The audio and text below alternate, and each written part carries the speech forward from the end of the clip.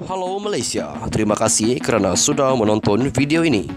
Sebelum kita bermula, sila pertimbangkan untuk tekan butang subscribe, like dan share. Berita perkembangan politik semasa dalam negara, perkembangan negara dan semuanya ada di dalam channel ini. Terima kasih kerana sudah menonton. Hai, hello Malaysia, selamat malam tuan-tuan dan puan-puan. Terima kasih kerana anda masih terus setia berada di dalam channel Elvino YesTV. Jangan lupa untuk tekan butang subscribe, like video ini dan jangan juga lupa untuk sharekan, sebarkan berita ini supaya setiap rakyat Malaysia dapat melihat channel ini. Tuan-tuan dan puan-puan, berita hari ini.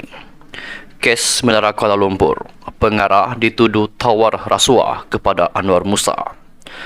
Seorang pengarah firma Hydro Shopee Sendirian Berhad hari ini bersama dengan 5 April 2023 mengaku tidak bersalah dan meminta dibicarakan di Mahkamah Seksyen atas pertuduhan memberi rasuah kepada bekas Menteri Tan Sri Anwar Musa sebagai balasan atas bantuan untuk mengendalikan konsesi Menara Kuala Lumpur.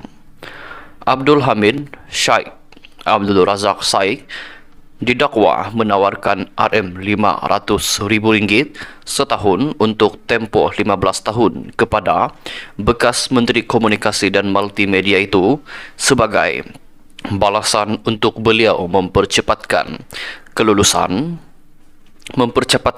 kelulusan bagi syarikatnya mengendalikan konsesi Menara Kuala Lumpur. Abdul Hamid didakwa mengikut Seksyen 16 kurungan B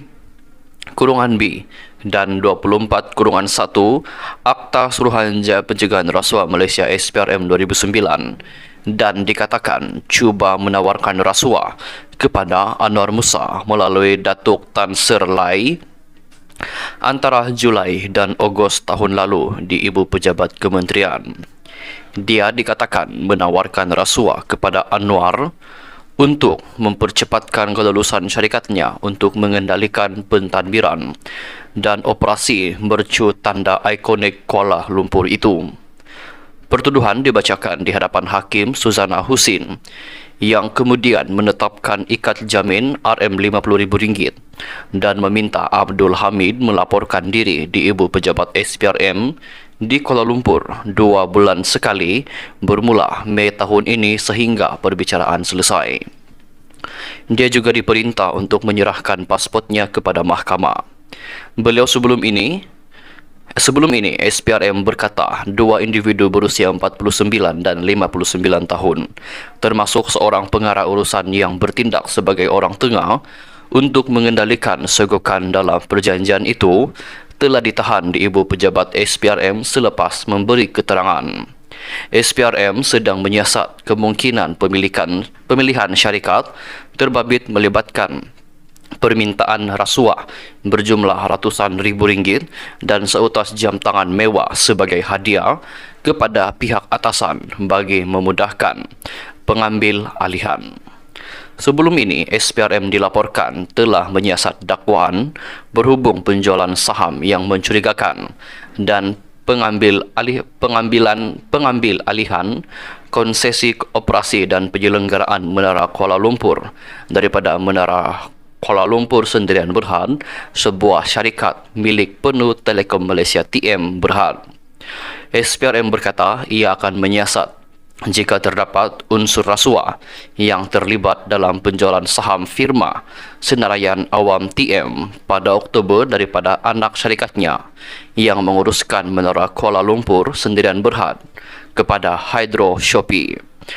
Pada Disember, Anwar menafikan mempunyai kaitan dengan syarikat tersenarai Awam TM yang memindahkan saham pada Oktober daripada anak syarikatnya MKLSC yang menguruskan Menara Kuala Lumpur kepada Hydro Shopee. Anwar berkata TM sebagai firma awam tidak memerlukan kebenaran daripada menteri untuk pemindahan saham. Tuan-tuan dan puan-puan, terus setia berada di dalam channel ini untuk ulasan berita yang seterusnya.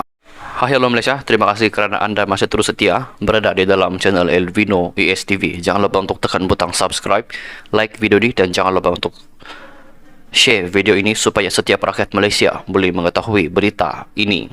Tuan-tuan dan puan-puan, satu lagi pendedahan berita yang berkaitan dengan Menara Kuala Lumpur. Dipetik daripada BH Online. Pengarah syarikat didakwa tawar rasuah cepatkan pengambil alihan Menara Kuala Lumpur. Sebuah syarikat dan pengarahnya didakwa di dua mahkamah seksyen berasingan hari ini atas dua pertuduhan termasuk menawar rasuah RM500,000 setahun selama 15 tahun kepada seorang ahli perniagaan bagi faedah Menteri Komunikasi dan Multimedia ketika itu, Tan Sri Anwar Musa. Ianya bertujuan untuk mempercepatkan proses pengambil alihan pengurusan dan pentadbiran konsesi Menara Kuala Lumpur Menara KL. Bagaimanapun, pengarah Hydro Shopee Sendirian Berhad, Datuk Abdul Hamid Shaikh Abdul Razak Shaikh, 49 tahun, mengaku tidak bersalah selepas pertuduhan dibacakan jurubahasa di hadapan hakim Suzana Hussain dan Rozina Ayub. Mengikut pertuduhan, Hydro Shopee Sendirian Berhad melakukan kesalahan kerana seorang yang bersekutu dengannya, iaitu Abdul Hamid Shaikh, secara rasuah menawarkan wang RM500,000 setahun dalam tempoh itu kepada Datuk Tan Sri Serle bagi faedah Anwar dengan niat untuk memperoleh perniagaan, iaitu pengurusan dan pentadbiran konsesi Menara KL. Oleh demikian, syarikat itu melakukan kesalahan mengikut Seksyen 17A-1-E Akta SPRM 2009 Akta 694 yang boleh dihukum di bawah Seksyen 17A-2 Akta yang sama.